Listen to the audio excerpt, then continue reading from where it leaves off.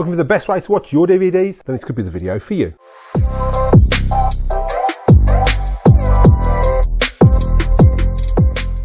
Don't forget, if you're using the video today, there are links in the description below for the best place to get those home cinema products. Make sure you check those out at the end of this video. Hi movie fans, welcome back to my channel. So if you had a couple of months back, I bought a Sony DLP 7700 and I wanted it for playing DVDs. Because I've got a 4K TV, I can't play them back unless I'm playing them back through composite. I've got a SCART socket on the back of there. These TVs in Australia don't have SCART, haven't got a UK one with a SCART socket. The next way to play it back would be via component. And all the new TVs haven't even got component connections. Best way I found to do that was buying an older plasma. So I bought a plasma and it's 19 years old. Yes, 19 years old, and I only paid $20 for it. So it's not a full HD, it's a HD plasma. It's one of Pioneer's plasmas. So we're going to be running this today. Going to check out how clean it is inside. I've got to figure out how to check the watch time hours on it. We'll get it opened up, see whether it's really dusty and how much use it's had visually, and then we'll run it with the Sony DLP 7700, see how it plays DVDs on that, and then we'll run it via a HDMI through a Blu Ray player.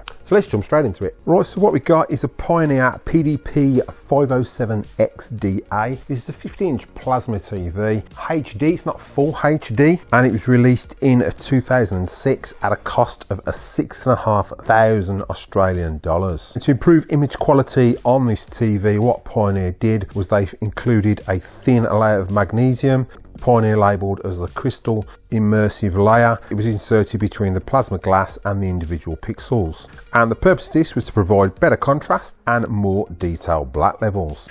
Right, so there was a few myths going around plasma TVs that you couldn't lie them face down. I think that's purely for transport in case you crack the screen, and obviously the gases in the screen moving around or leaking if the screen gets cracked. But installation of wall brackets and speakers, you could lie it down on a flat surface, either carpet or on a table with something underneath just to protect that screen, and you can damage them quite easily if you're not careful. And these TVs are really heavy, so you're better off with two people, as you can see with the handles on the back, to lift these TVs. So let's just have a quick look at all the terminals that you get before we dive in and see how good this is on the inside. So if you've got the TV on the wall or on a stand, looking from the left, inputs you've got are your left and right audio and then your video signal. So this was the lowest quality signal next to the aerial connection. Then you've got super video, and then you've got a phono socket. All the connectivity for this plasma TV in 2006 was on the back. As you can see, it returns underneath, so you would have to connect these up before hooking up on the wall.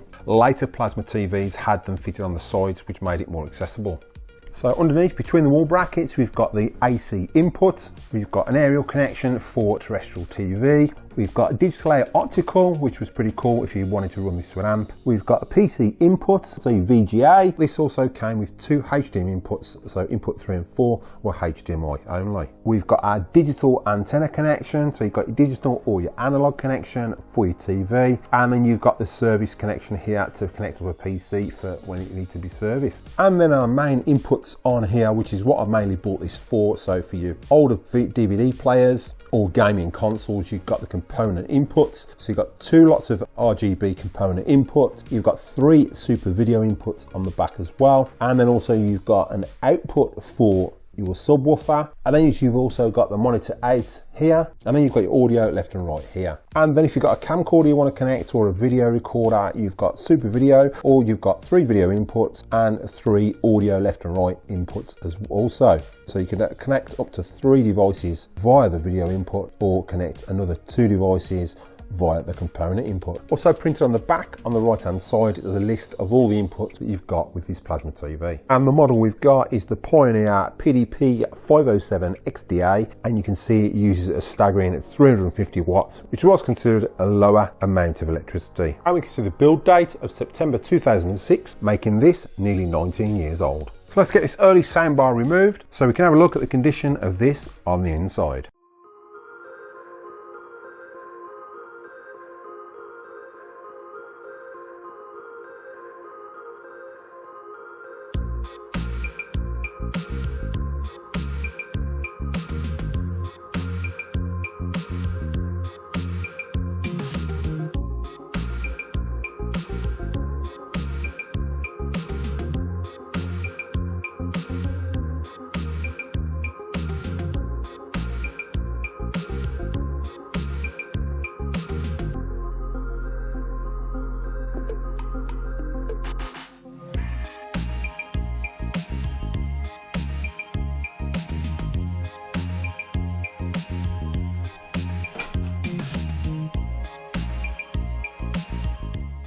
Right, so before we fire this up, I want to check that none of the capacitors are leaking. Obviously this hasn't been plugged in for a while, but these capacitors look fine. None of them have blown, none of them have lifted. It doesn't look like there's any damage to the board. I'll just run the air blower over this and see if there's any dust, but I can't see any on this, so it looks like it's in pretty reasonable condition. And nothing's come off that, so there's not much dust in there. So another telltale sign would be the cooling fan, so I'll just remove that and see if it needs a bit of a clean.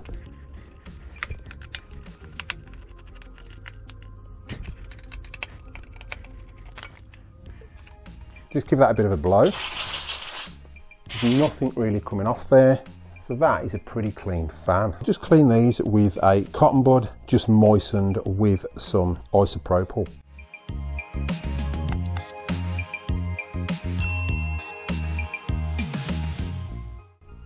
That looks pretty clean. I'd expect a lot more dirt on a fan from a 19-year-old plasma. So let's get this fan refitted.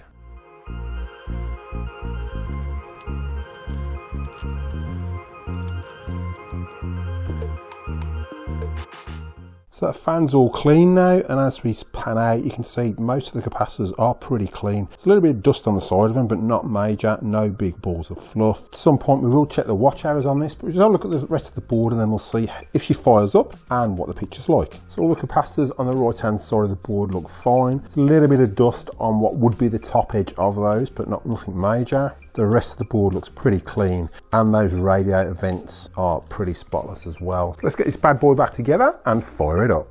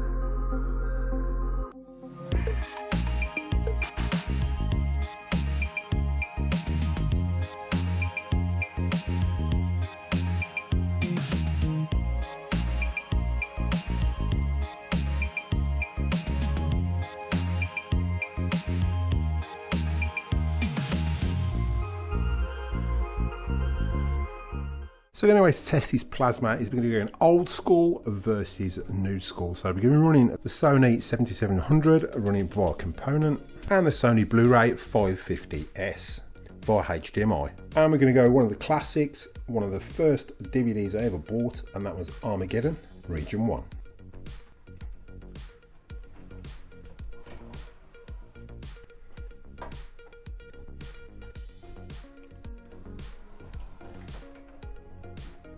So we've got the main menu up with the Sony 7700. I did a few issues at first because it was still set to come out of a SCART socket, so I had to connect it via video to get into the settings. Picture doesn't look too bad. I can see a bit of flickering on the camera. I don't know if it's picking that up, but there's no flickering on the TV. I'll go chapter selection. I'll just go for the second scene. Right, so we're a little bit squished. I'm not sure on the settings on this TV. This should be zoomed in. And this is an early DVD, so it wasn't anamorphic. It would squish it down, and then you'd have to squish it back. This TV obviously isn't set up for that. But this is just a normal HD TV. It's not full HD plasma, but it is 720p, and the picture quality on this is fantastic, especially for DVD. You can just see, compared to running it on a 4K TV, the picture is pretty bad, but on a plasma plays it as it should be. And yeah, the quality is just superb. So let's put this now in a Blu Ray player and see how much it upscales it and if it makes any more difference.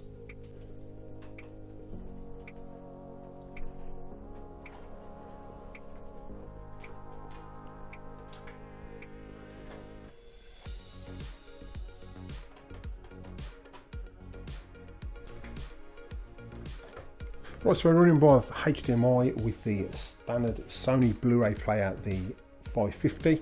So let's see how this plays now.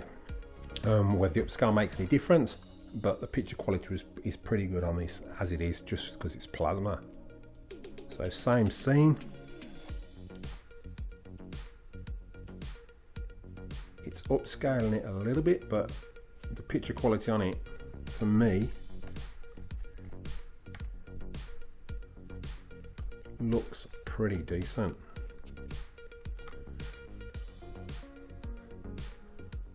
So I can't really tell any difference between that and the Sony 7700. It looks marginally better, but the quality of our component was good enough for me with DVD, and that the pictures, the colours and everything just look great. Let me know in the comments what you think, which one looks better. I'll try and do a comparison if I can to put them both on the screen at the same time. But there you go, that's a $20 plasma and it plays superb. Don't forget, if you're using the video today, there are links in the description below for the best place to get those home cinema products. Make sure you check those out at the end of this video. Right, so enjoy the video, and as you can see, the Sony 7700 looks fantastic playing DVDs on that plasma TV. It's the way they're meant to be played back in the day, and it looks way better than playing a DVD on a 4K TV. Even a Blu-ray player, the DVD picture looks a lot better on a plasma TV compared to a 4K TV as well, even with that upscaling from the Blu-ray player. So the plasma, I was really impressed with it. Literally paid $20, so £10 for this plasma, and it looks fantastic. Not a mark on it, really clean inside as you've seen. Even the fan had a tiny bit of dust in there, but the black levels and colour levels are superb on this plasma, and will be great for my retro room, for old gaming consoles and watching DVDs. And I've got a lot of kids DVDs as well, so it'd be great for the grandkids to watch DVDs on this plasma TV and appreciate the quality of them. Right, so I'd like to thank you all for watching. Keep supporting physical media, and I'll catch you in the next one.